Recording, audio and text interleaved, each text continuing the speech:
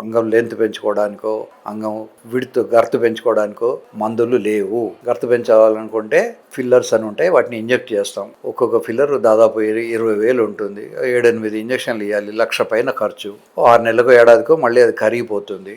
కనుక అంగం గర్తు పెరగడానికి పర్మనెంట్ సొల్యూషన్ లేదు. అట్లాగే అంగం పొడవు కూడా పెరగడానికి పర్మనెంట్ సొల్యూషన్ లేదు. అయితే భగవంతుడు మీకు ఇచ్చిన అంగం ఎంత ఉంటే అంతకే గట్టిదనం ఉంటే అది లోపలికి వెళ్తుంది. మీరు అమ్మాయి దగ్గరికి వెళ్ళినప్పుడు అది లోపలికి వెళ్ళకపోతే అమ్మాయి అంటుంది నీది గట్టిగా లేదన్నారు, అనకుండా నీ చిన్నగా ఉన్నది అంటారు. నిజానికి అరటి కాయలాగా ఉంటే లోపలికి వెళ్తుంది, అరటి పండులాగా ఉంటే లోపలికి వెళ్ళదు. సో అది కాయనా పండా అనేది మీరు చూసుకోవాలి. Irrespective of the length, strength is important.